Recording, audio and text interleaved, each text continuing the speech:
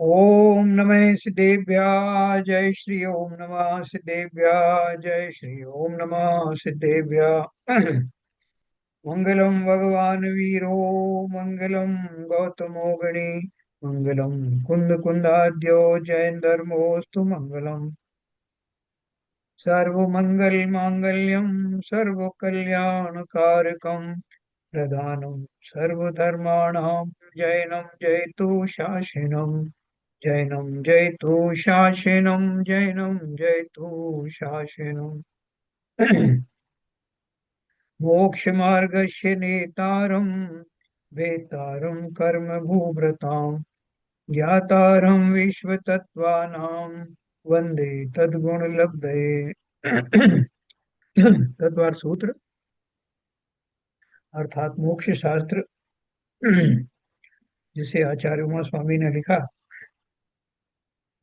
उसके अध्याय नंबर 1 के परिशिष्ट नंबर 1 में हम सम्यक दर्शन के जो व्यवहार रूप से भेद कहे गए हैं इन सबको जान रहे हैं।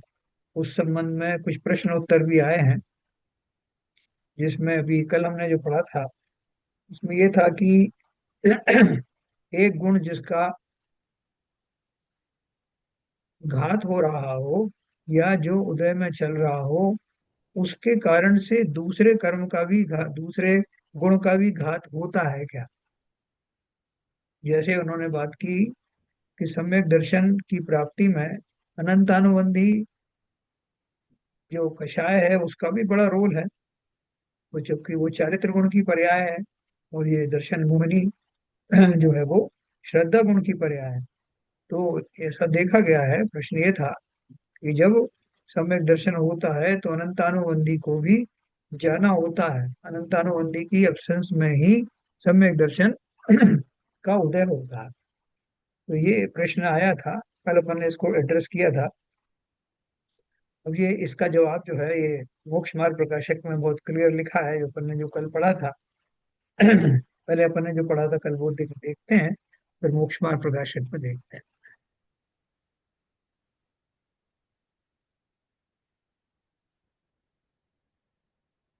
देखिए अपना एक क्वेश्चन था।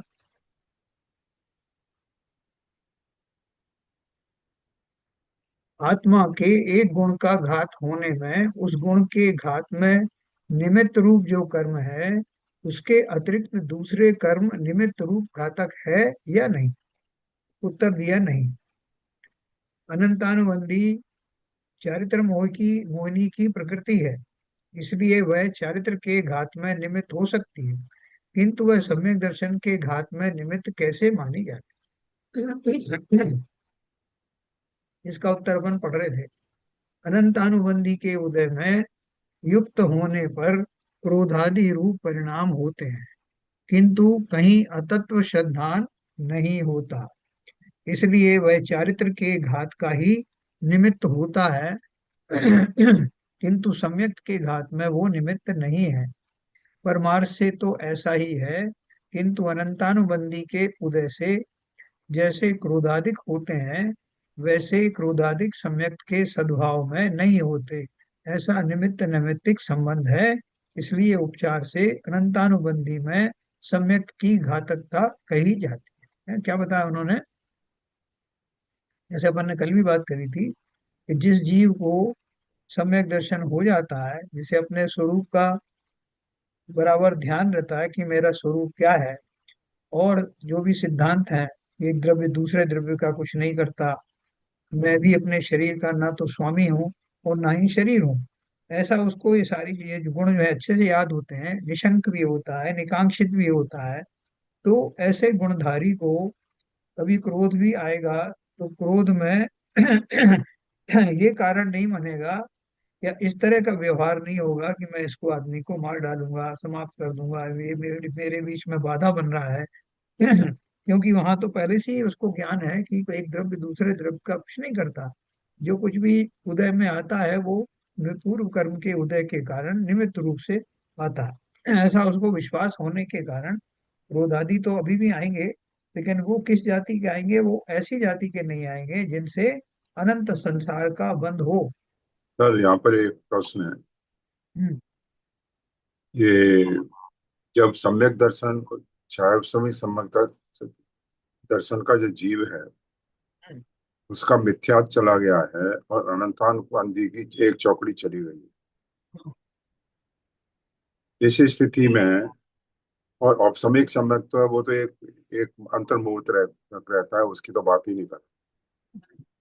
चाहे उससे समझ, ये जो जनरली सिचुएशन रहती है, तो अब इस स्थिति में अगर जो जिस जीव को चाहे उसमें समर्थ है उसको क्रोधादि को आएगा, वो तो अप्रत्यान और प्रत्याख्यान की श्रेणी का ही आएगा, चाहे वो चतुर्गुण स्थान में हो चाहे पंचमगुण स्थान में हो। तो हम्म। इसमें अनंतानबंदी का क्या रोल है? अनंतानबंदी तो पहले ही चौकड़ी चली गई है। नहीं तो अनंतानुबंधी कहाँ रहा उसको? नहीं, इसमें लिखा है ना, अनंतानबंदी के उदय में युक्त होने पर क्रोधादिक परिणाम होते हैं किंतु यही अतत्व श्रद्धा नहीं होता। और ये बात कर रहे हैं सम्यक्त के हाथ में, निमित्त नहीं है। तो सम्यक्त जिसको हो चुका है उसकी तो अनंतानुबंधी चली गई है, फिर अनंतानुबंधी की बात क्यों हो रही है यहाँ पे?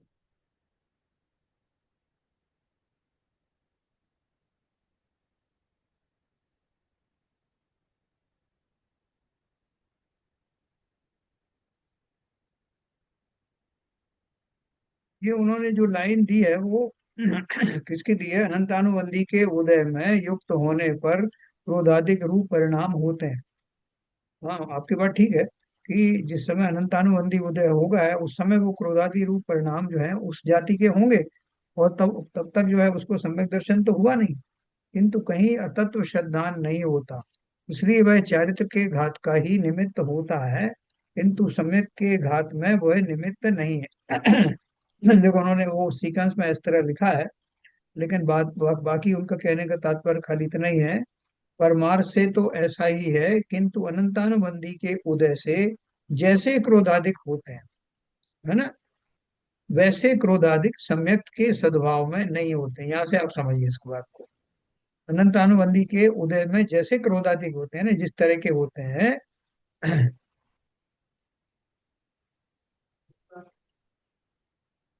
पर जैसे क्रोधादिक होते हैं वैसे क्रोधादिक सम्यक के सद्भाव में नहीं होते। ऐसा निमित्त नैमित्तिक संबंध है, इसलिए उपचार से अनंतानुबंधी में सम्यक की घातकता कही जाती नहीं, है ना ये। वही तो मैं कह रहा हूँ। हाँ, उपचार से अनंतानुबंधी में समय की घातकता क्यों कही जाती है? जब अनंतानुबंधी की चौकड़ी चली गई तो उसकी उसमें घातकता कहाँ से आ जाएगी? नहीं नहीं, क्या लिखा है? ऊपर की लाइन छोड़िए, नीचे की लाइन देखो। नीचे की लाइन ही पढ़ रहा हूँ। हाँ इसलिए क्या? उपचार से हाँ अनंतानुबंधी में सम्यक्त की घातकता कही जाती है। हाँ, ठीक है तो ना। नहीं, सम्यक्त की घातकता कही जाती है कहाँ से? जब अनंत अनंतानुबंधी चली गई तो भाई चली सम्यक्त। गई नहीं, चली गई की बात नहीं करते हैं। अनंत अनुबंधी अगर है तो सम्यक में घात होता है, ये बोला। मतलब सम्यक तो होएगा ही नहीं तब अगर हाँ, अनंतों में बंधी है। और सम्यक्त होगा वो नहीं तो घातक। अनंतानुबंधी। आप सही कह रही हैं, जब सम्यक्त तो होगा ही नहीं तो घातकता की बात सम्यक्त में कहाँ से आ गई? नहीं, मैं जो समझी मैं बताऊं क्या? हाँ, हाँ बोलिए। हाँ, मैं ये समझी हूँ इससे कि अगर अनंतानुबंधी है तो सम्यकत्व होएगा ही नहीं। और बराबर। जब सम्यकत्व हो गया और अनंतानुबंधी फ्रीज हो गई है तो उसमें जब उनको क्रोध वगैरह आएगा तो उस लेवल का नहीं आएगा जो अनंतानुबंधी के समय में आता था। बिल्कुल बिल्कुल सही। वो बिल्कुल सही है, मगर जो अंत की लाइन लिखी है उसमें लिखा है अंतरी लाइन उपचार का से। यही मतलब निकल रहा है मेरे ख्याल यही से मतलब है। कि हाँ, अनंतानुबंधी की उपस्थिति में सम्यकत्व तो होता ही नहीं है, इसलिए वो नहीं है, घातक। बराबर, बिल्कुल सही। नहीं, वो बिल्कुल सही है, मैं आपकी बात से एग्री करता हूँ और बिल्कुल ये सत्य बात है। मगर बाकी लाइन पढ़िए दोबारा, उसका विवेचन करिए। तो यही तो लाइन पढ़ी उन्होंने और यही विवेचन किया है, साहब, जो मैं फिर विवेचन उन्होंने किया है। दोबारा से पढ़ के मैं जो समझ रहा हूँ, मेरे को कंफ्यूजन है, मैं एक्सप्लेन करने की कोशिश कर रहा हूँ। उपचार से अनंतानुबंधी में सम्यक्त की घातकता कही जाती है। हम्म। तो उपचार से अनंतानुबंधी जब चली गई तो चली गई की सम्यक्त। बात कहाँ कर रहे हैं? चली गई की बात कहाँ कर रहे हैं? अनंतानुबंधी अगर है, अनंतानुबंधी अगर है तो सम्यक घात का घात हो जाएगा, ऐसा कहा। घातक हो जाएगा मतलब वो प्रकट ही नहीं होगा। ये मतलब है इसका उनका। मतलब ये है, अगर अनंतानुबंधी लेवल का अगर क्रोध आता है तो उसका सम्यक चला जाएगा। बिल्कुल, बिल्कुल चला जाएगा। तभी तो आपने देखा ना, जो औपसमिक सम्यक्त है, या जो जो सम्यक की थी, मोहिनी कर्म की तीन प्रकृतियां हैं। तीन प्रकृतियां कौन सी हैं? ये औपचारिक मिथ्यात्व। सम्मति की तो बात नहीं हो रही है, चाहे सुनो सम्मति की सुनो तो सुनो सुनो सोचो। सुनो, इसी क्वालिफाई करने की जरूरत नहीं है, मैं क्या बोल रहा हूँ। तीन प्रकृतियां मोहिनी की होती हैं। कौन कौन सी होती हैं? मिथ्यात्व, मिथ्यात्व, सम्यक सम्यक। मिथ्यात्व, और सम्यक प्रकृति। तो जीव जो है, अगर अनंतानुबंधी की कषाय जागृत हो गई, कोई भी कषाय, क्रोध मान माया आदि में से कोई भी कषाय जागृत हुई, तो वह जीव दूसरे गुण स्थान में आ जाता। दूसरा गुण स्थान सासाधन गुण स्थान है, वो चौथे गुण स्थान में नहीं रहता है, जिसे सम्यक कहते हैं। तो दोनों तरह से लगाओ, जब तक अनंत अनुबंधी है, कषाय है, तब तक सम्यक तो होता नहीं।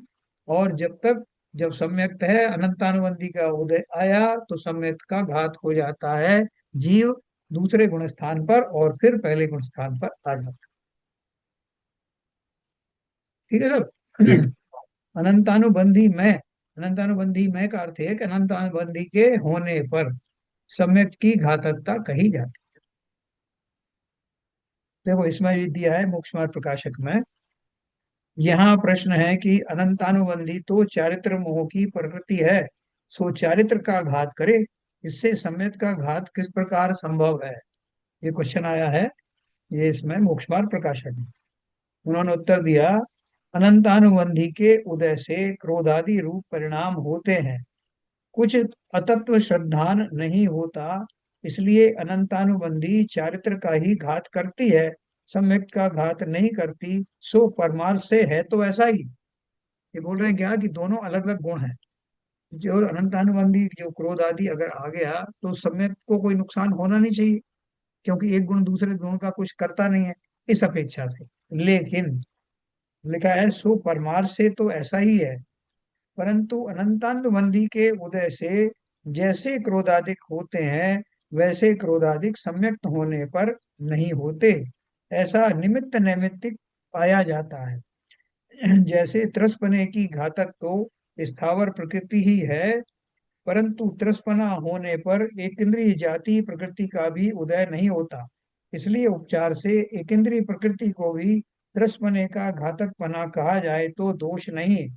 उसी प्रकार सम्यक का घातक तो दर्शन मोह है, परंतु सम्यक होने पर अनंतानुबंधी कषायों का भी उदय नहीं होता, इसलिए उपचार से अनंतानुबंधी के भी सम्यक का घातकपना कहा जाए तो दोष नहीं। देखो, कोई जीव जो है वो, जब वो स्त्री पर्याय का है और जो है पुरुष पर्याय का है, तो निमित्त नैमित्तिक संबंध क्या है? कि उसे देह मिली स्त्री की, तो उसका कंठ की आवाज भी उसके अनुरूप होती है। अपन दूर से समझ जाएंगे कि स्त्री की आवाज है, पुरुष की आवाज है। लेकिन आपको एक्सेप्शन रूप में ऐसे भी देखने को मिलेंगे कि स्त्री है लेकिन आवाज मर्दाना है, या मर्द है उसकी आवाज एकदम जनाना है। वो एक्सेप्शन रूप में होती है। इसका अर्थ क्या है? कि वो गुण जो है एक दूसरे के पूरक नहीं है, आवश्यक नहीं है, इंडिपेंडेंट है, लेकिन जनरली ऐसा होता है, तो उसको निमित्त नैमित्तिक संबंध कहते हैं। ठीक है सर? तो ये इसका अर्थ है, मुख्य मार्ग प्रकाशक में भी दिया है। फिर प्रश्न है, अभी क्लियर हुआ आपको सीबीएन साहब? नहीं हाँ, हुआ? थोड़ा क्लियर हुआ। हम्म।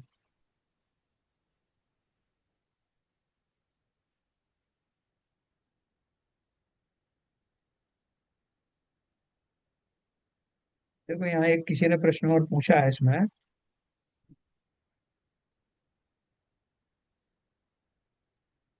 ये मैं आपको पूरा पढ़ के सुनाता हूँ।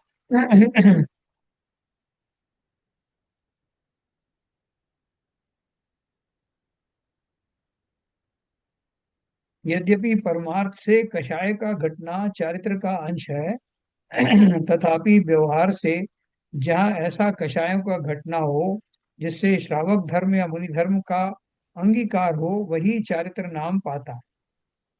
फिर प्रश्न है कि अनंतानुबंधी सम्यक का घात नहीं करती है, तो इसका उदय होने पर सम्यक से भ्रष्ट होकर सासाधन गुणस्थान को कैसे प्राप्त करता है? यानी जो आपने प्रश्न पूछा वही बोल रहे हैं।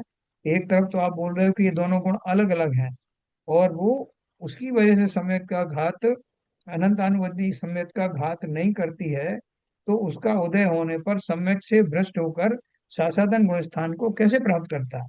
उसका उत्तर दिया, जैसे किसी मनुष्य के मनुष्य पर्याय नाश का कारण तीव्र रोग प्रकट हुआ हो, उसको मनुष्य पर्याय का छोड़ने वाला कहते हैं, तथा मनुष्यपना दूर होने पर देवादि पर्याय हो, वह तो रोग अवस्था में नहीं हुई, वहां मनुष्य ही का आयु है।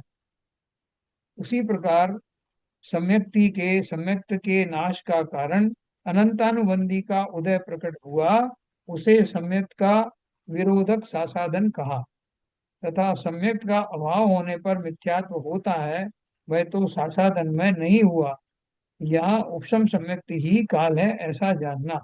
इस प्रकार अनंतानुबंधी चतुष्टय की सम्यक्त होने पर अवस्था नहीं होती, इसलिए सात प्रकृतियों के उपशमादि से भी सम्यक की प्राप्ति कही जाती है। थोड़ा सा और डिटेल में था ये, लेकिन वो उतना ही काफी है जो अपन ने अभी इसमें पढ़ा। है ना, कि एक गुण दूसरे गुण का पर असर नहीं डालता, लेकिन इनमें ऐसा एक निमित्त निमित्तिक संबंध पड़ता है कि जैसे एक शांत प्रकृति का आदमी है, और एक जो है वो बहुत उग्र किस्म का आदमी है, तो कोई सामान्य घटना हुई, तो वो जो उग्र व्यक्ति है उसका रिएक्शन अपने प्रकार से होगा, और वो जो शांत है उसका रिएक्शन उसका भी हो रहा है, उसने भी क्रोध किया, लेकिन उसके क्रोध का प्रकार दूसरा होगा, क्योंकि बाई डिफॉल्ट वो उसका नेचर ऐसा ही है, शांत है। अगर उसने नहीं उसका उल्लंघन किया तो लोग बोलेंगे कि ये तो क्या आदमी है, बिगड़ गया, ये तो अच्छा खासा था, शांत आदमी था, ऐसा। नहीं, तो ये बात तो सही है कि जब जो सम्यक दृष्टि जीव है, चाहे उसमें सम्यक सम्यक तो लिए हुए है, अगर उसका अनंतानुबंधी कसाय का उदय होता है तो वो दूसरे गुण स्थान में साधन में आता है। जब आएगा तो ये बात सही है, अनंतानुबंधी का जो गुण है, कसाय है, वो उसके मिथ्यात्व पे असर नहीं डाले, मगर निमित्त नैमिक संबंध होने से वो मिथ्यात्व का उदय भी हो जाएगा, चूंकि वो सम्य मिथ्यात्व प्रकृति का उदय हो जाएगा वहां। यस। तो इस बात सासाधन गुणस्थान के बारे में मैंने आपको बताया था क्या कि वो है, कैसा है, कि जैसे कोई ऊपर की छत से कूद गया या वो गिर गया, बीच में लटका हुआ है। बीच में लटका हुआ है, वो सासाधन गुणस्थान है। तो ठीक है सर। संसाधन गुण स्थान वाला फिर से उसी स्थिति में क्या चतुर्थ गुण स्थान में आ सकता है कि उसको नहीं, नेसेसरी मिथ्यात्व में चला जाए? दूसरा वाला नहीं आता है, पहले पहले में ही चला जाता है। पहले में ही जाता है। तीसरा वाला आ सकता है पहले चौथे में। अच्छा, दूसरे वाले की स्थिति क्यों क्वालिफाई की है? नहीं, वो बीच का स्थिति बताइए कि अभी सम्यक छूटा है, अभी जस्ट नाउ छूटा ही छूटा है, अभी मिथ्यात्व में नहीं आया, तो बीच की जो ट्रांजिट स्टेज है उसका वर्णन किया। अच्छा, ठीक। अगला है प्रश्न, संसार में ऐसा नियम है। नीरजा जी, कल आपको यही समझ में नहीं आया था, कुछ और भी था? फिर बाद में मेरे समझ में आ गया, ओके। फिर मैंने उसमें सोचा तो मुझे आ गया समझ। आरपी जैन साहब से पूछिए, उनका ही हाँ, हरभजन टॉपिक साहब, सबसे बड़ा। हरभजन साहब बताइए। तो पहले क्लेरिफाई कर दिया करना। हाँ वो तो कल क्लेरिफाई हो गया सर। हाँ हाँ, ठीक है, आपकी आवाज थोड़ी सी फिर आज जो है बिगड़ गई है। चलो आगे चलते हैं। प्रश्न है, संसार में ऐसा नियम है कि प्रत्येक गुण का क्रमिक विकास होता है। देखो, एक और प्रश्न बहुत अच्छा है, इसलिए सम्यक दर्शन का भी क्रमिक विकास होना चाहिए, क्या यह ठीक है ना? जैसे बच्चा बड़ा होता है तो पहले वो शिशु होता है, फिर और बड़ा होता है, फिर किशोर होता है, फिर युवा होता है, फिर प्रौढ़ होता है, तो ऐसा क्रमिक होता है। हर एक चीज में पौधा भी छोटा होता है, बड़ा होता है, तो ये बोल रहे हैं कि सम्यक दर्शन भी ऐसा ही होना चाहिए कि पहले थोड़ा सा सम्यक हुआ, फिर उससे ज्यादा सम्यक हुआ, तो ऐसा है क्या? उत्तर दिया, ऐसा एकांत सिद्धांत नहीं है, विकास में भी अनेकांत स्वरूप लागू होता है, अर्थात आत्मा का श्रद्धा गुण उसके विषय की अपेक्षा से एक साथ प्रकट होता है और आत्मा के ज्ञानादि कुछ गुणों में क्रमिक विकास होता है। क्या बताया उन्होंने कि जो आत्मा का श्रद्धा गुण है, श्रद्धा गुण कैसा होता है कि पूरा ऑन और ऑफ वाला होता है।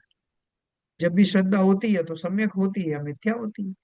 जैसे आपको कहा गया कि साहब वो आपका जो है दोस्त है और आप उसके साथ शत्रु जैसा व्यवहार कर रहे हो, तो बोले कि कैसे आपको पता है मेरा मित्र है। तो वो कुछ उदाहरण देते हैं, वो उदाहरण को वो ध्यान से सुनता है। सुनते सुनते एक उदाहरण से उसको पक्का विश्वास हो गया कि ये सही कह रहे हैं, तो वास्तव में मेरा मित्र है। तो उनकी श्रद्धा एक झटके में उसको जो शत्रु समझ रही थी वो मित्र समझने लग गया। उसमें वो क्रम क्रम से नहीं होता, एकदम जब श्रद्धा सम्यक हुई और सम्यक नहीं थी, दोनों के बीच में मात्र एक समय का अंतराल पड़ गया, तो एक साथ हो जाता है।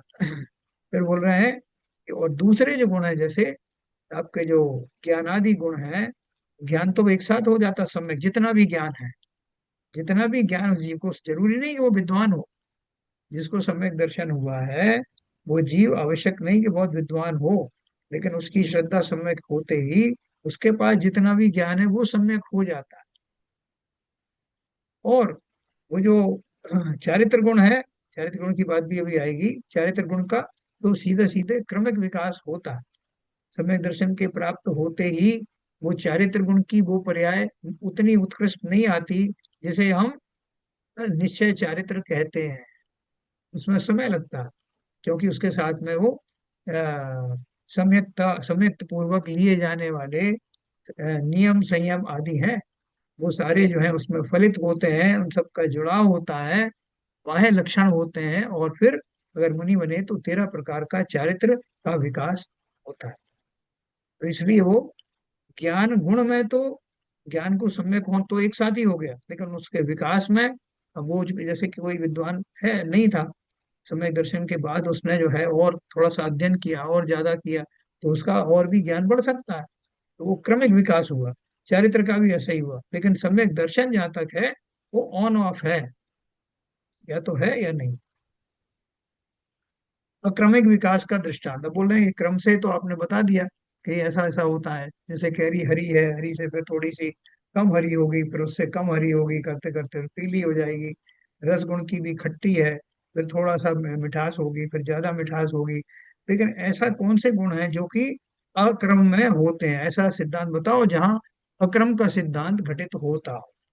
उन्होंने बोला मिथ्या दर्शन के दूर होने पर एक समय में सम्यक दर्शन प्रकट होता है, उसमें क्रम नहीं पड़ता। जब सम्यक दर्शन प्रकट होता है तभी से वह अपने विषय के प्रति पूर्ण और क्रम रहित होता है, जैसा अपन ने ऊपर बात करी ऑन ऑफ वाली। फिर बोले क्रमिक विकास का दृष्टांत कौन सा, इसमें क्रम से होता हो। सम्यक ज्ञान सम्यक चारित्र में क्रमशः विकास होता है। इस प्रकार विकास में क्रमिकता और अक्रमिकता आती है। इसलिए विकास का स्वरूप अनेकांत है, ऐसा समझना चाहिए। अपन से इसमें कैसे बोलते हैं शायदवाद में कि गुणों का कथनचित क्रमिक कथनचित अक्रमित विकास होता है, या बोले गुणों का क्रमिक क्रमिक अक्रमिक विकास होता है। तो आपका अनेकांत आ गया, इसका मतलब है कि कुछ पर ऐसा घटित होता है, कुछ अपेक्षा से ऐसा घटित होता है। तो इसलिए विकास का स्वरूप अनेकांत है, ऐसा समझना चाहिए। किन्हीं गुणों में क्रमिक होता है, श्रद्धा गुण में घटित नहीं होता। फिर प्रश्न पूछा सम्यक के 8 अंग कहे हैं, उनमें एक अंग निशंकित है जिसका अर्थ निर्भयता है। निर्भयता 8वें गुण स्थान में होती है। इसलिए क्या यह समझना ठीक है कि जब तक भय है तक पूर्ण सम्यक दर्शन नहीं होता। यदि सम्यक दर्शन पूर्ण होता तो सैनिक राजा जो कि क्षयिक सम्यक दृष्टि थे वे आपघात नहीं करते। यह ठीक है या नहीं। मैंने आपको सैनिक जी की कथा सुनाई थी कि उनको सम्यक दर्शन हो गया था, उनका जो है वो तीर्थंकर जो है प्रकृति का बंध भी हो गया था, और उनका जो पूर्व में बंधा हुआ जो नरक का जो आयु थी वो भी घट गई थी, नरक के जो है 7 से पहला आ गया था, ये सब हो गया था।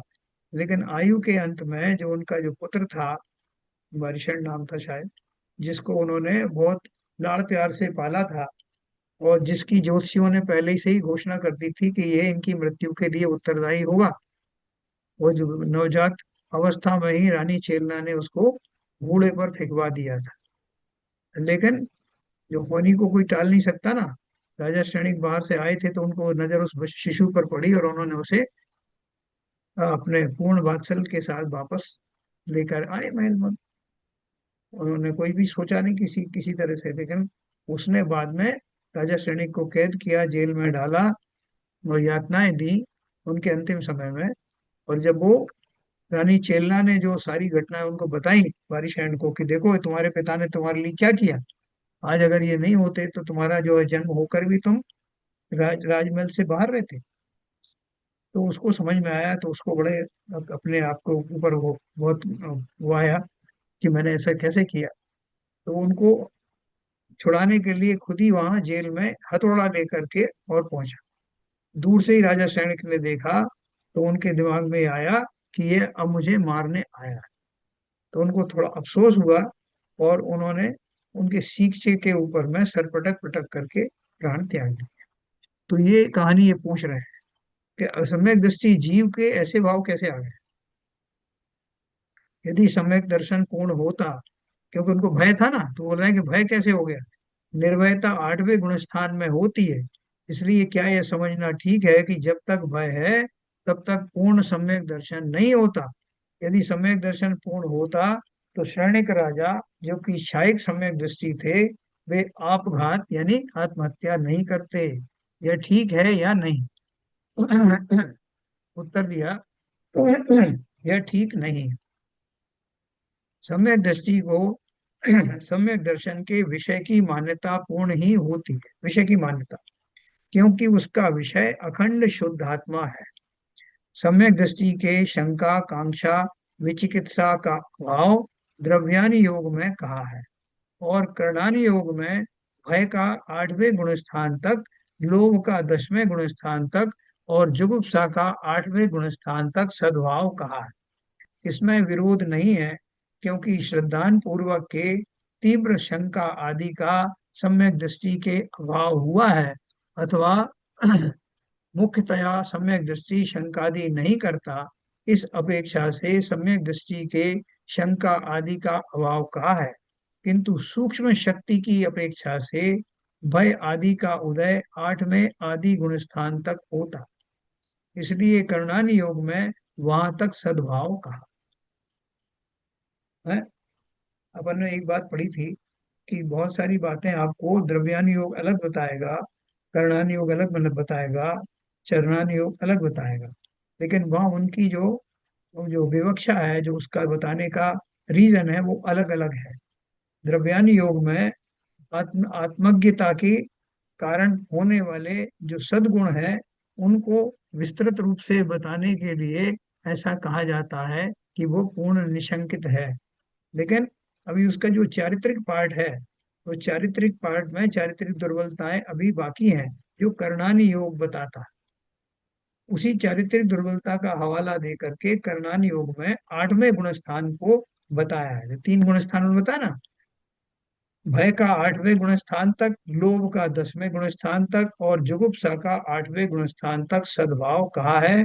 इसमें विरोध नहीं है, ठीक है ना, क्योंकि श्रद्धान पूर्वक के तीव्र शंकादि सम्यक दृष्टि के अभाव हुआ है, लेकिन ठीक है ना, अथवा मुख्यतया सम्यक दृष्टि शंकादि नहीं करता बाई एंड लार्ज, इस अपेक्षा से सम्यक दृष्टि के शंकादि का अभाव कहा है। लेकिन अगर किसी को एक्सेप्शन रूप में होता है तो वहां करणानि योग का ये रेफरेंस लेना कि चारित्रिक दुर्बलता इस संबंध में 8वें गुण स्थान तक बनी रहती। और राजा सैनिक का कौन सा गुण स्थान रहा होगा उस समय, बताओ भाई, उस समय कौन सा गुण स्थान था? 8वें से ऊपर होना चाहिए। हैं? चौथा गुण स्थान हो गया ना, सम्यक दर्शन तो हो गया था और वो हाँ, भी क्षायिक था। चौथा गुण स्थान हो। चौथा गुण स्थान था। तो 8वां गुण स्थान किसको होता है? गृहस्थों को होता है क्या? ये मुनियों को होगा। मुनियों को होता है। सातवें छठवें में से तो मुनि बन जाते हैं ना। छठे सातवें में मुनि बनते हैं, सातवें गुणस्थान के अंतिम भाग में जिन्हें श्रेणी आरोहण करना है वो करते हैं। और आठवें गुणस्थान में अपूर्व नाम का गुणस्थान प्रकट होता है। जैसे भाव पूर्व में कभी नहीं हुए, वैसे भाव आठवें गुणस्थान में। सम्यक दृष्टि के आगे चले। हाँ जी। सम्यक दृष्टि के निर्भयता कही है, इसका अर्थ यह है कि अनंतानुबंधी का कषाय के साथ जिस प्रकार का भय होता है, उस प्रकार का भय सम्यक दृष्टि को नहीं होता। अर्थात अज्ञान दशा में जीव जो यह मान रहा था कि पर वस्तु से मुझे भय होता है, यह मान्यता सम्यक दृष्टि हो जाने पर दूर हो जाती है। उसके बाद भी जो भय होता है वह अपने पुरुषार्थ की कमजोरी के कारण होता है, अथवा अर्थात भय में अपनी वर्तमान पर्याय का दोष है, पर वस्तु का नहीं, ऐसा वह मानता है ना। आगे भी लिखा है, क्षणिक राजा को जो भय उत्पन्न हुआ था सो वह अपने चारित्र की कमजोरी के कारण हुआ था। ऐसी उसकी मान्यता होने से सम्यक दर्शन की अपेक्षा से वह निर्भय था। चारित्र की अपेक्षा से अल्प भय होने पर उसे आत्मघात का विकल्प हुआ था। ठीक है ना। और वो जो उसने किया, जो आत्मघात वगैरह सर, किया उसका। सर रामचंद्र जी भी तो हाँ। सहायक समदृष्टि थे। हाँ। जब लक्ष्मण जी को मूर्छा हो गई हाँ। तो वो भय के कारण ही तो वो उसके अर्थी को लेके 6 महीने तक घूमते रहे। नहीं, भय नहीं था वहां तो उनको। ये ऐसा विश्वास हो गया था कि मैं इसको जीवित कर सकता हूँ। ऐसी शंका थी ना, इसलिए वो नहलाते थे, या ये जो है रूट करके और मौन हो गया है, बेहोश हो गया है, ऐसा उनके मानने में आ रहा था। तो ये 8 गुणों में से कौन सा गुण का अभाव हुआ था? जो रामचंद्र जी का, हाँ। रामचंद्र जी का वो जो चारित्र मोहिनी का उदय था। नहीं, चारित्र। चारित्र मोहि का तो था। हाँ। सम्यक दर्शन के जो 8 गुण हैं, निसंकत, निकांक्षित और जुगुप्सा, और ये इनमें कौन सा गुण का अभाव हो गया था? ये दोनों ही हो गए, निशांकित और निकांक्षित। जो निशंकित में तो क्या होता है कि वो कोई जीव ना तो मरता है ना कोई किसी को जिला सकता है। ऐसी शंका होना ही नहीं चाहिए कि मैं इसको जिला सकता हूँ। दूसरा, कि मैं उसको जिला दूं, मेरा भाई है, ऐसी कांक्षा भी नहीं होना चाहिए। लेकिन वो ऊपर ऊपर की सरफेस पर इस तरह के भाव थे। ऊपर की सरफेस क्यों कहा? क्योंकि अगर गहरा होता तो फिर वो अनंतानुबंधी जाति का होता, और वो ऐसा होता तो सम्यक दर्शन से विमुख हो जाते। ओके। भाई साहब, वो तो रामचंद्र जी का तो ये कहते हैं विलाप कर रहे थे। अभी आपने बताया कि उन्हें ऐसा विश्वास था कि उन्हें जिंदा कर सकते हैं, तो दोनों में कॉन्ट्राडिक्शन नहीं हो गया? नहीं नहीं, ये उन्होंने पूछ रहे हैं, जो लक्ष्मण जी की के शव को कंधे पर लाद करके घूमते फिरे ना 6 महीने तक, जी। जी। और उनको खिलाने पिलाने का भाव आया, उसको नहला रहे हैं, कहीं कुछ कर रहे हैं, ऐसा भाव आया उनको। तो वहां हाँ। उस समय उनकी जो चारित्रिक दुर्बलता थी वो उसमें निशंकपना समाप्त हो गया, निकांक्षता चली गई, यानी वो ऊपर के लेवल की। और जब सीता जी के प्रति विलाप किया तभी इसी तरह की बात हुई जैसा इन्होंने कहा, श्रेणिक का साथ में हुआ। इसमें भी वही बात हुई ना, कि जी। ऊपर ऊपर से श्रद्धा तो सम्यक थी, इसलिए वो गहराई से उस जाति का जो है भाव नहीं हुआ, लेकिन फिर भी चारित्र मोहिनी का उदय था। इसलिए वो जो कषाय इस प्रकार की हुई, मैं ये इन गुणों का घात हुआ, निशंकादि निकंक्षादि आदि का घात हुआ, लेकिन नहीं, ऐसा घात लेकिन नहीं अभी हुआ। जो आपने बताया कि उन्हें ऐसा विश्वास था कि वो उन्हें जिंदा कर सकते हैं, होश में ला सकते हैं, तो ये बात एक अलग ही हो गई। और अभी तक जो समझा था वो ये समझा था कि वो मोह में या विलाप में उनको लेके घूमते रहे, तो दोनों बातें बिल्कुल अलग हो गई। एक विश्वास होना कि मैं इसे होश में ले आऊंगा, वो एक अलग चीज हो गई। नहीं नहीं, वो वास्तव में ऐसा अंदर से रहता है, लेकिन असली तो उसमें मोह का ही उदय होता है ना, कि मेरा भाई हाँ। है। मुख्य बात तो ये है कि हाँ। मेरा भाई है, हर किसी को थोड़ी उन्हें जीवित करने के भाव आएंगे। उनका हाँ। भाव ये था कि मेरा भाई है और ये मुझसे रूठ गया, जैसे मैंने आपको बताया। वो उनका जो कथन भी ऐसे ही आता है पद्म पुराण में, कि वो उसको बार बार भोजन करा रहे हैं, तुम किस बात से नाराज हो गए मुझसे, मुझसे क्या गलती हो गई, मुझे क्षमा करो, ऐसा उन्होंने विलाप करते हुए बोला है उनको। तो हम्म। इसका अर्थ ये है कि वो मोह का ही जो चारित्रिक मोह, चारित्र मोहिनी है, उसके कारण से इस तरह की प्रक्रिया प्रारंभ हुई। अच्छा। ऐसा था। वो उन्होंने उसको माना ही नहीं कि वो मर गए, सही बात तो ये है। वो यही मानते रहे कि ये रूठ गए हैं। हाँ। ऐसा था। गिलानी की बात तो नहीं है, वो बात उतनी ही है। तो इसलिए वो जो देखो, ये बहुत गहरी बातें हैं। अपन को जब कोई आपसे ये प्रश्न पूछेगा तो आपको इसका उत्तर देना आना चाहिए, क्योंकि ये प्रश्न बहुत आराम से पूछे जा सकते हैं। कि आप बोल रहे हो कि रामचंद्र जी का, सबसे पहले लोग पूछते हैं कि आप बोल रहे हो कि रामचंद्र जी सम्यक दृष्टि थे, वो छायिक सम्यक दृष्टि थे, तो उन्होंने ऐसे कैसे किया? राजा श्रेणी की कहानी तो सबने पढ़ी भी नहीं होगी। तो ये, इसको अपन को बारीकी से समझना पड़ेगा। ऐसे बहुत सारे अभी उदाहरण आएंगे जहां आपको इस सिद्धांत का इस्तेमाल करना पड़ेगा। राजा श्रेणी को जो भय उत्पन्न हुआ था, सो वह अपने चारित्र की कमजोरी के कारण हुआ था। ऐसी उसकी मान्यता होने से सम्यक दर्शन की अपेक्षा से तो वह निर्भय था।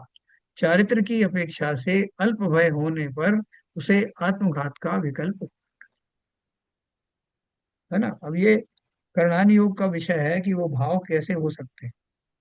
आप सोचो, वो मुनिराज थे जो, जिन्हें वो इमली के पेड़ के नीचे बैठ के तपस्या कर रहे थे, और उनके भाव एक पल में कैसे हो रहे थे। जो व्यक्ति इतने घोर तपस्या कर रहा था, वो सम्यक दृष्टि तो निश्चित ही था, और जिसको देख करके लोगों को लगा कि इनको तो मोक्ष होने ही वाला है। और जब उनको किसी ने आकर के वो सूचना दी कि तुम्हारे बेटों को मंत्री ने कैद कर लिया है और वो ऐसा ऐसा कर रहा है, तब उनका जो है वो चारित्रिक दुर्गुण, चारित्रिक कमजोरी प्रकट हुई, और उनका हाथ सीधा म्यान की तरफ गया जहां वो तलवार बांधी जाती। कि अरे, मेरे होते हुए मेरे बेटे को कैद कर लिया। तो एक क्षण के लिए उनको जो क्रोध आया, क्रोध के साथ में किंचित मोह भी था, क्योंकि उनका बेटा, वो जो भाव आए वो बहुत बारीक सूक्ष्म भाव थे। लेकिन उनसे उनका सम्यक दर्शन नष्ट नहीं हुआ, क्योंकि तुरंत ही उनको किसी ने उद्बोधन भी किया। ऐसा भी निमित्त नैमित्तिक होना था। उसने कहा, महाराज, अब आप राजा नहीं है। ये किसका पुत्र और कौन का पुत्र, ये सब छोड़ चुके हैं आप, संसार छोड़ दे। और अब तो जैसे आपने प्रबल रूप से राज्य चलाया, उसी प्रकार से प्रबल रूप अपने अंतर का राज चलाइए। तो वो उनको उपदेश जो था वो निमित्त बन गया, और तुरंत वो अपने भाव में स्थापित हो गए, और ऐसे स्थापित हुए कि केवल ज्ञान हो गया। तो ये जो करणानि योग के अनुसार जो सूक्ष्म भाव है, परिणाम है, वो बहुत बारीक होते हैं, जिनको समझना आम लोग नहीं समझ सकते। अब जब करणानि योग पढ़ेंगे, ग्रंथ पढ़ेंगे, हमने अभी तो करणानि योग परिचय पढ़ा था।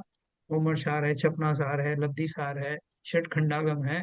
उसमें एक से एक विचन आप समझ में ही नहीं आएगा, इतना बारीकी से है। तो यहाँ तो बहुत स्थूल कथन चल रहे हैं सब। जब कभी आपकी इच्छा होगी कि और बारीक में जाए, पहले अपन इसको डाइजेस्ट कर लेते हैं, उसके बाद में उससे सूक्ष्म पढ़ें। ठीक है। तो चारित्र की अपेक्षा से अल्प भय होने पर उसे आत्मघात का विकल्प हुआ था। इसी तरह से रामचंद्र जी के लिए चारित्रिक दुर्बलताओं को यही बताते हैं कि चारित्रिक दुर्बलता के कारण सीता के प्रति जो उनको विलाप आदि का भाव आया, वो उसमें उनको, ये तो वो जानते थे कि किसकी स्त्री कौन का पुत्र, ये सब वो जानते थे। लेकिन उस समय जैसे क्षणिक, मैंने आपको कल एक उदाहरण दिया था, एक समय दृष्टि व्यक्ति है, उसकी माँ गुजर गई। तो माँ गुजर गई तो वो उनकी आंखें भर आई, या उसको ले जाने लगे, या जो भी हुआ। तो लोगों ने कहा कि आप तो ज्ञानी व्यक्ति हैं। बोले, हाँ मुझे मालूम है सब। तो बोले, फिर आंख में आंसू क्यों? बोले, वो तो ऐसे ही आ गए, वो कुछ ऐसा ओकेजन था, अपने आप ही ऐसा हुआ, जबकि मैं जानता हूँ। इसलिए वो उतने विवल नहीं हुए जैसे और आम जनता विवल हो रही। तो ठीक उसी प्रकार से ये चारित्रिक गुण जो है वो सम्यक्त का नाश नहीं करती, लेकिन क्रम क्रम से उसका विकास होने पर, जब उसका पूर्ण विकास होता है, तब उसका 13 प्रकार का चारित्र बाह्य रूप से और अंदर से निश्चय चारित्र, यथाख्यात चारित्र प्रकट होता है। तभी मोक्ष होता है, नहीं तो सम्यक दर्शन होते ही मोक्ष हो जाता। क्योंकि सम्यक दर्शन अकेले में बहुत सारी अभी जो कमियां हैं वो बाकी रह जाती हैं। श्रद्धा सम्यक हुई, लेकिन चारित्र में अभी अपन ने ऊपर पढ़ा ना, कि चारित्र की का विकास क्रमिक होता है, धीरे धीरे करके होता है। चौथे गुणस्थान का जो चारित्र है, पांचवें गुणस्थान का चारित्र उससे बेटर होता है, छठे सातवें गुणस्थान का उससे भी बेटर होता है। फिर जैसे जैसे गुणस्थान बढ़ते जाते हैं, चारित्रिक दुर्बलताएं समाप्त हो जाती हैं। 10वें गुणस्थान के बाद में जीव पूर्ण वीतरागी हो जाता है। जो सूक्ष्म लोक कषाय है वो भी चली जाती है। और फिर 12वें गुणस्थान में ज्ञानावर्णी दर्शनावर्णी भी चले जाते हैं। और जीव 13वें गुणस्थान में अनंत बन करके उभर आता है। ठीक है, कोई शंका किसी को? ये थोड़ा सा डाइजेस्ट करना मुश्किल होता है। हम क्या समझते हैं कि सम्यक तो होते ही उसका चारित्र भी सम्यक हो जाना चाहिए, काय की दुर्बलता, ऐसा हम लोगों का वो शंका होती है। लेकिन जो है वो वैसा है, चारित्र की अपेक्षा से ये सारा होता रहता है। और इसलिए वो क्रमिक विकास होता है, जैसे मैंने आपको गुणस्थानों की अपेक्षा बताया। चौथे गुणस्थान में जीव वितरागी नहीं होता, ना 5वें में होता, ना छठे 7वें में होता, ना 8वें में होता, है ना, ना 9वें में होता है। 10वें गुणस्थान के अंत में जाकर के, क्योंकि लोभ कषाय चारित्र गुण की पर्याय है, तो वो जब चला जाता है, भय का है 8वें गुणस्थान में जाता है, तब जाकर के 10वें गुणस्थान से सीधा 12वां गुणस्थान में आता है।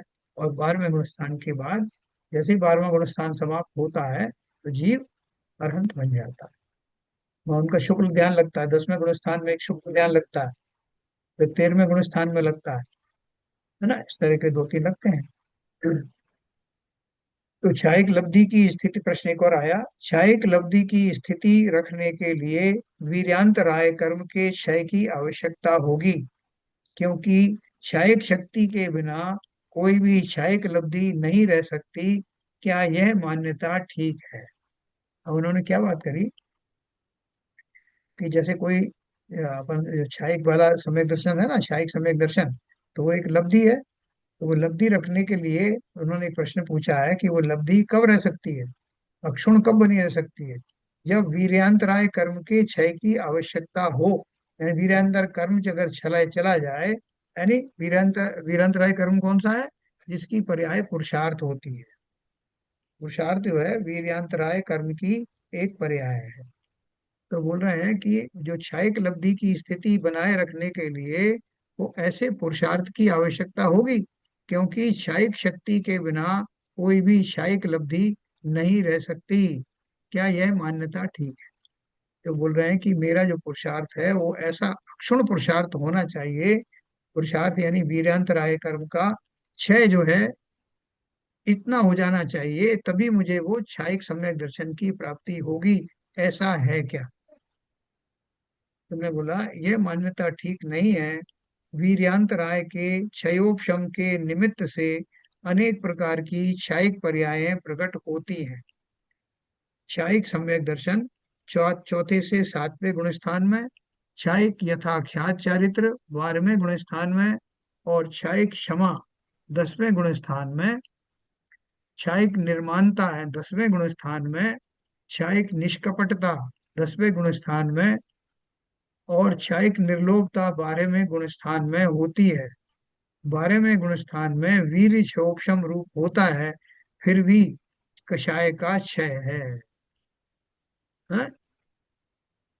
तो क्या इन्होंने बात कही पूरी कि ये जो आप कह रहे हो कि वो शुरू से ही, ये जब क्षयिक सम्यक दर्शन होता है तभी से उनका जो है सारी पर्यायें क्षयिक हो जानी चाहिए।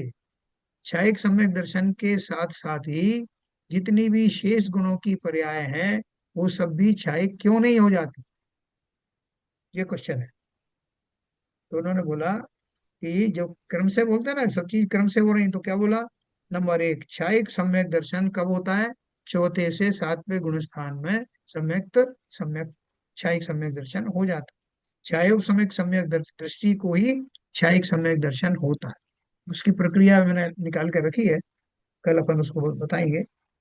तो चौथे से 7वें गुणस्थान में हुई। क्षयिक यथाख्यात चारित्र 12वें गुणस्थान में होता है। ये 12वां गुणस्थान है ना, उसको कौन से गुणस्थान का नाम दिया? यथाख्यात चारित्र। यानी यथाख्यात या चारित्र मतलब जैसा चारित्र होना चाहिए वैसा का वैसा, बिना कोई कमी के। वो कौन से गुणस्थान में होता है? 12वें गुणस्थान। क्षयिक क्षमा 10वें गुणस्थान में होती है, कि वो एक बार होने के बाद में फिर जाती नहीं। और क्षयिक निर्माणता, निर्माणता का मतलब जो मान कषाय है उसका अभाव 10वें गुण स्थान में होता है लोह कषाय वर्ग के साथ साथ। क्षायिक निष्कपटता, निष्कपटता जिसे बोलते हैं सरल स्वभावी होए ताके घर बहु संपदा, तो वो सरल माया स्वभावी बना। हाँ, मायाचारी। मायाचारी से संपूर्ण रूप से निवृत्ति कौन से गुण स्थान में? 10वें गुण स्थान में। 10वें गुण स्थान में बहुत कुछ घटित होता है। और फिर क्षायिक निर्लोभता है, लोभ कषाय। लोभ लोभ कषाय। किसमें गई? 12वें गुण स्थान में जाके गई। तो आप कहोगे क्या मुनियों को भी कोई लोभ होता है क्या? बताओ भाई। होता है ना। हाँ, क्या उसका लोभ होगा? उसका अपना जो जो भक्ति करते हैं उस भक्ति के 12वें गुण साथ। स्थान, हाँ 12वें गुण स्थान वाले को किंचित हो सकता है ना कि मुझे अपना मुक्त अवस्था को प्रकट करना है, या उसके लिए ऐसा विकल्प रहता है। तो 12वें गुण स्थान में वीर क्षोभम रूप होता है, फिर भी कषाय का क्षय है। ये बोल रहे हैं कि जो पुरुषार्थ है वो अभी भी अपरिपक्व है 12वें गुण स्थान में, लेकिन फिर भी कषाय सारी निबट जाती है। और फिर जब वो पूरा विकल्प समाप्त हो गए तो 12वां गुण स्थान समाप्त होने के बाद 13वां गुण स्थान प्रकट होता है।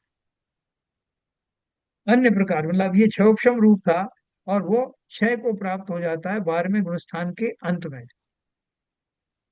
अन्य प्रकार से देखा जाए तो 13वें गुण स्थान में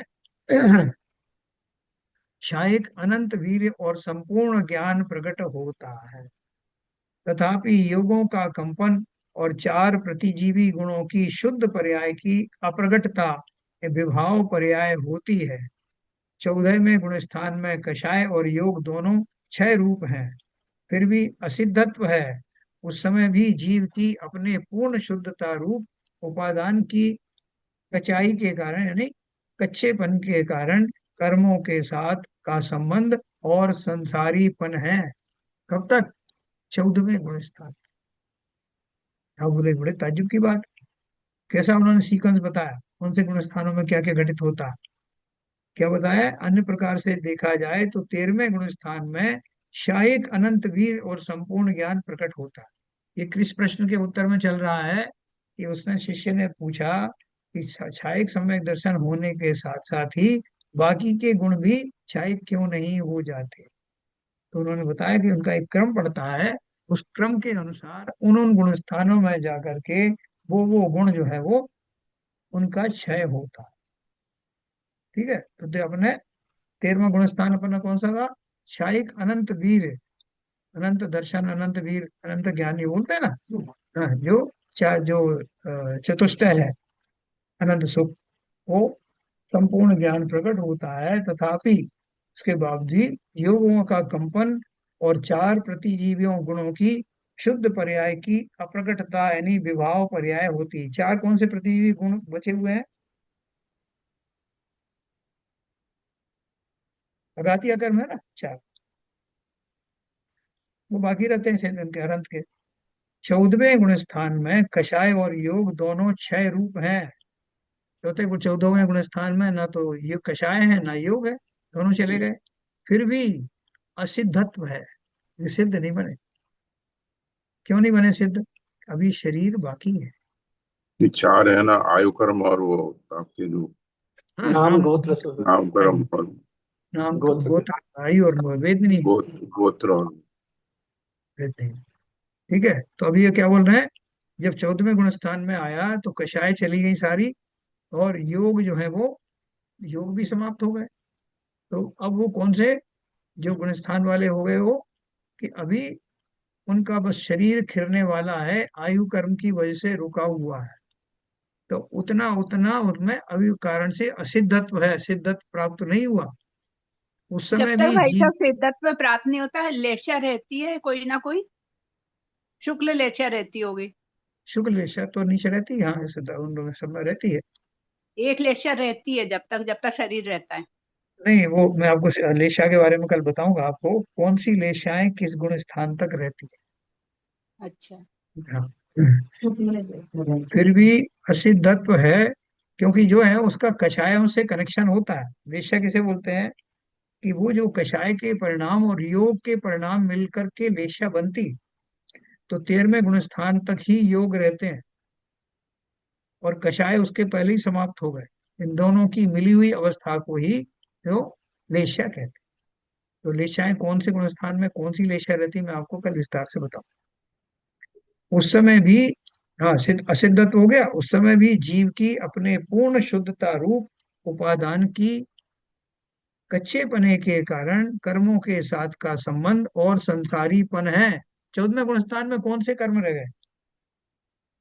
नाम कर्म रह गया। 85 प्रकृतियां रहती हैं। नाम कर्म की 85 प्रकृति।